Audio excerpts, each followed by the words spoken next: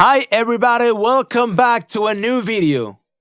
Today we're gonna see something very important and we're gonna talk about psychoacoustics and we're gonna talk about monitoring level in your room. We ain't gonna see some fancy plugins, mixing techniques. We're gonna talk about theory, but it's very important to take this into account before we get into any mixing process. I'm going to structure this video in two different parts. First of all, we're going to talk about Fletcher and Munson curve and how a human ear perceives the sound and how we perceive the different frequencies, how loud we perceive these frequencies at the same level. This is very important to take into account because it's going to influence too how loud should be mixing in our room, and also how we can calibrate or configure our analyzers so that we can see the technical representation of the sound in a more accurate way to the way that we perceive the sound. One thing is how an analyzer is showing the technical aspect of a sound, the representation in the spectrum analyzer is going to be technical, but we need perhaps to visualize it more accurate to the way we really perceive the sound, because we don't perceive the sound exactly how we are seeing it in the analyzer. And secondly, how loud is recommendable to be mixing in your room. So don't miss this video and stay tuned. This is Ruth Raya. Welcome to my channel.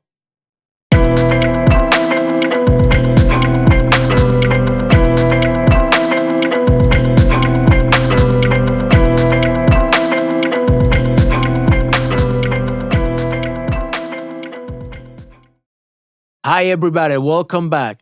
I have a small project here, and to start with the psychoacoustic part of the video, I have two sound generators or tone generators, and one is the pink noise and the other one is the white noise. We are not going to listen to it because it's very annoying, so I don't think it is useful, or it's not going to bring me anything if I just turn on the volume of these two generators.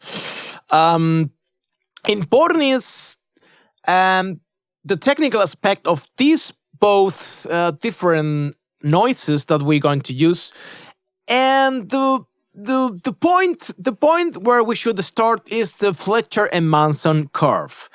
I think you all know about this, or you ever heard about this. The Fletcher and Munson, because they were two guys, physical experts in American in the 30s, who just realized human ear is not perceiving the sound exactly as we technically receive it, or technically goes from the origin. So they started to analyze with many people how people perceive different or all the frequencies compared to the 1000 hertz sinus tone, and they came to the conclusion that the low frequencies and the very high frequencies were perceived and very or much more quiet than frequencies in the middle, like for example the 3.5K. 3.5K is the frequency that our ear is more sensitive at. So that we have this 1000 hertz sinus tone as a reference, and if we take a look at this curve, if we take for example the 60 phone or 60 decibel 1000 hertz, we should be hearing, or we should be receiving 110 decibels loud 20 hertz sinus tone, so that we can perceive it the same loud than this 1000 hertz sinus tone at 60 decibels. So 20 hertz sinus tone should be 50 decibels louder than 1000 hertz This curve shows us that we don't hear linearly. And if we have an analyzer, the analyzer is going to represent the technical representation of a sound, but we do not perceive it the same. So this is very important to take into account, because if we are also mixing, we need to determine how loud should we mixing so that we perceive the frequencies in a more or less balanced way. Because if we are listening to music or mixing in a very, very quiet level, we are not going to hear the bass, we are not going to hear high frequencies, and we're going to listen very much to the middles. So perhaps if we're mixing for a long time in a very quiet level, perhaps we will tend to add a lot of bass or a lot of high frequencies because we are not hearing it.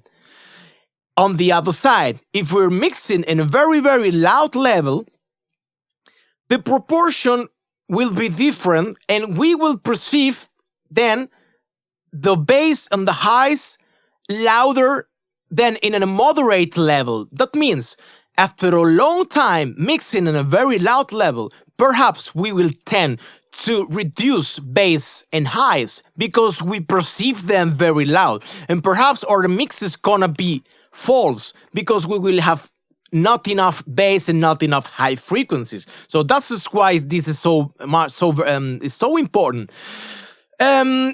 That's about monitoring level. But let's go back to the psychoacoustic, and let's go back to the white noise and the pink noise. The white noise is the sound, or the noise that is equal in all the frequency spectrum, but we do not hear it like that. You see here? We have a straight line. It is pretty much equal in all the frequency spectrum. But that's not the reality that we are hearing it. We hearing it actually very, very little bass and very lot of the high frequencies in the white noise.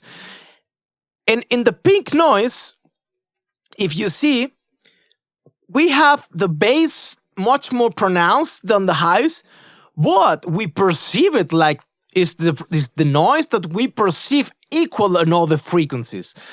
So that's an example how psychoacoustic are changing the game. And I want to refer just a couple of things regarding this psychoacoustic way is how could we configure our analyzer to show us a more accurate way to represent the sound. For example, this is Cubase, but you can do it everywhere. In every analyzer, I have several analyzers here. That's for example one here.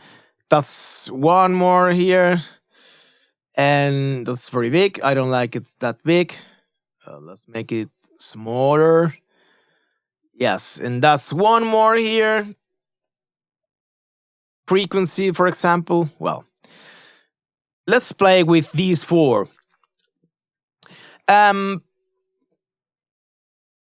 This analyzer from the channel strip in Cubase, I don't know that you can change it at all. And if you know how to, just let me know in the comments, but I don't know how I can change it. But in the other ones, if you see the difference, that's frequency, for example. There's no slope. This is the same white noise, but it is represented in all of them in a straight line with the same amplitude in all the frequencies. That represents in a more accurate way how we really perceive pink noise. So if we go to the configuration, for example, in frequency, we have here slope. Slope is the way we can change the representation and make it a little bit more accurate. The way that we can do it is just to add a slope to our frequency analyzer in a rate 3 decibels per octave. If we add a slope plus 3 decibels per octave, we will get this straight line. If we change that to the origin and we set up again to 0 decibels, plum, you see it? We have again the same sloped line like in the channel strips from Cubase. So let's put it back again. Slope 3 decibels per octave. Bam! And we become a straight line. The same happens here. That's the how's the name? Supervision from Cubase. We can I didn't want to do that. Yes. We can get access to the settings, and here again we can set the slope again 3 decibels per octave, and we get a straight line. That represents a more accurate way of the representation of the sound compared to the way we perceive it. And last thing that I wanted to say, and we go back to the Fletcher and Munson curve. That's the reason of I think you heard or you know, we perceive a sound twice loud when the sound is 10 decibels louder. And it comes from exactly from this graphic from Fletcher and Munson.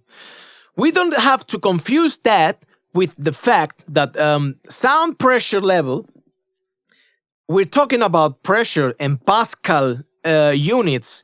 If we add a double pressure, or a sound has a double or twice as pressure, it will be 6 decibels louder. That's different. That's different than this psychoacoustic aspect of the sound.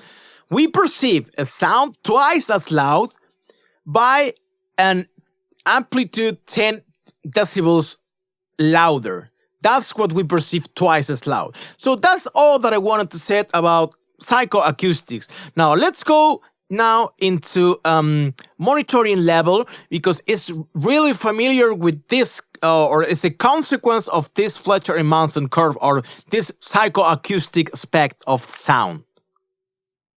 Like I said, it is really determinant how loud we are mixing.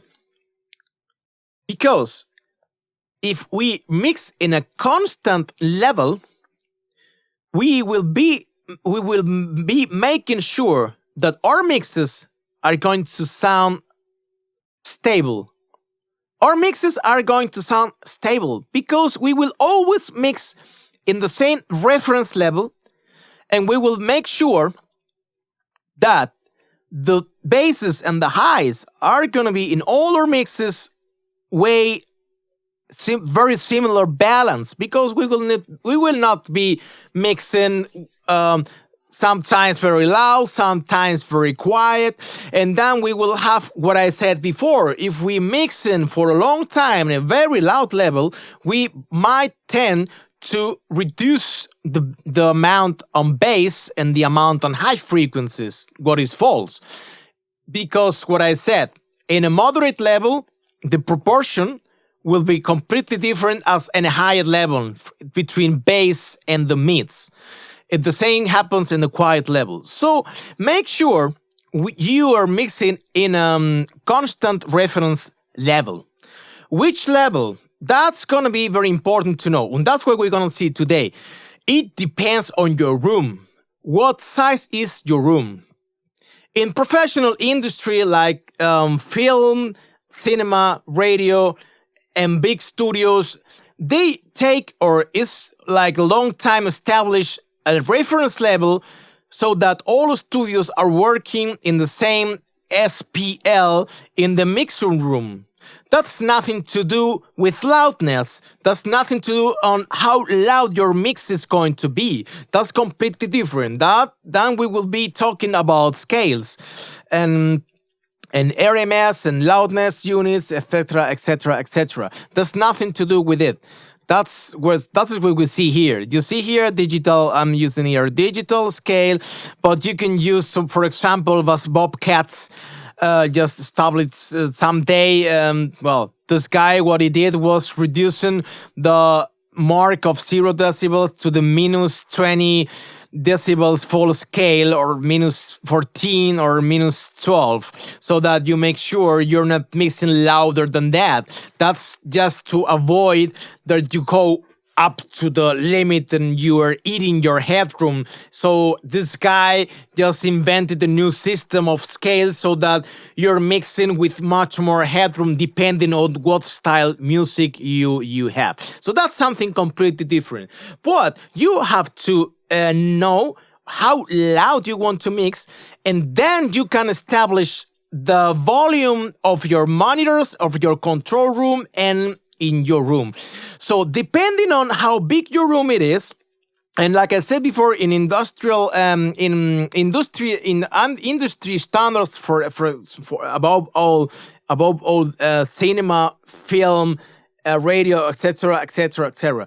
They just agreed to work in a sound pressure level of 85 decibels in your room.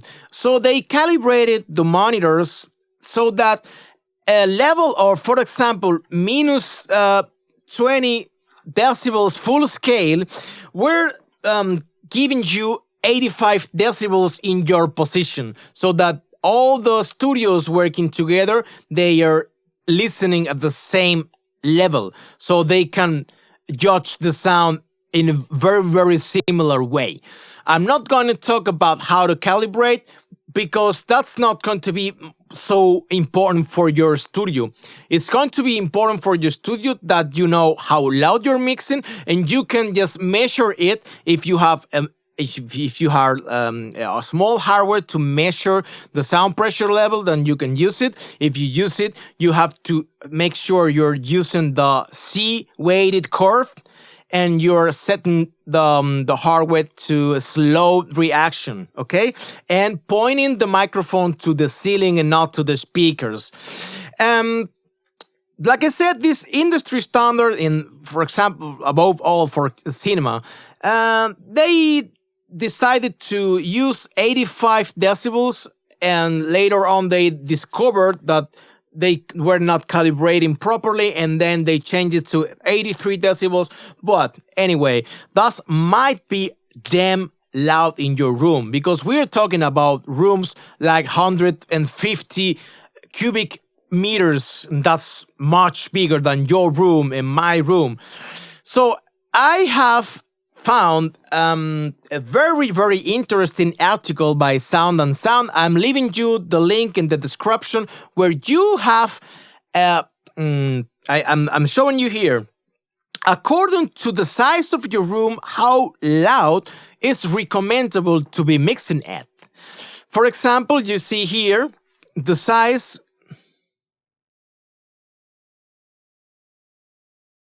The size of a room under 42 cubic meters is going to be recommendable to mix out around 74 decibels.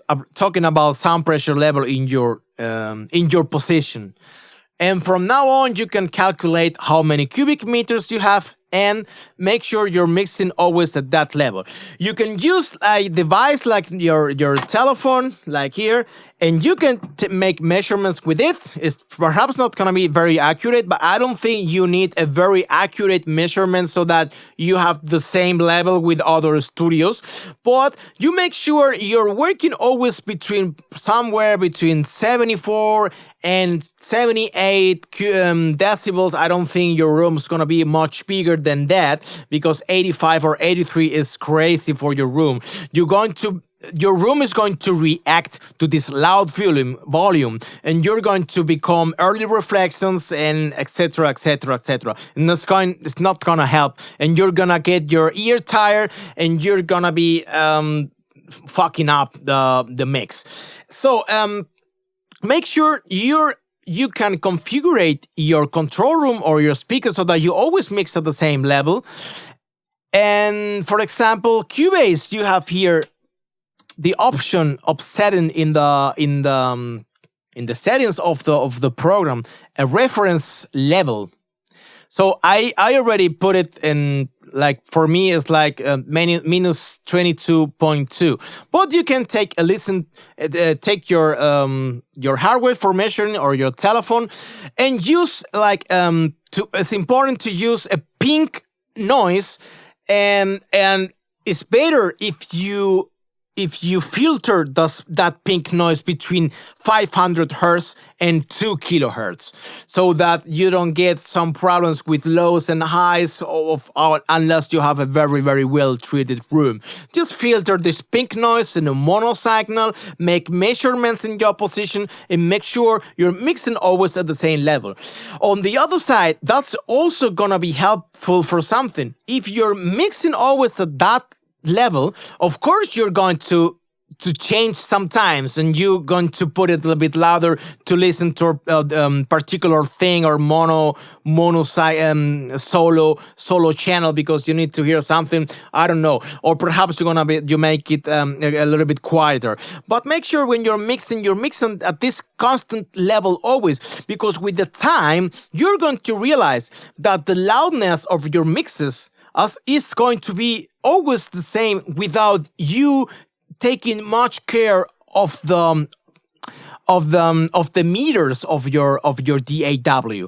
You're going to always mix at the same loud. You're going to perceive the same volume always, and you will make sure when you mix once, when you mix a lot like that, and you already have your own mixes that you know they're sounding good, you will know if you have enough bass or enough high frequencies, and not gonna be crazy. So make sure you mix always at the same level, and calculate the size of your room so that you can approach a sound pressure level that's gonna fit your ears, your room, and your place. Well, that was everything for today. I hope you liked the video. If you did, just thumbs up, please. Just subscribe to the channel, click the bell for notifications. I hope you can improve now the way you're working in your studio, and I hope to see you soon someday. So that was everything for today. Thank you very much. Bye.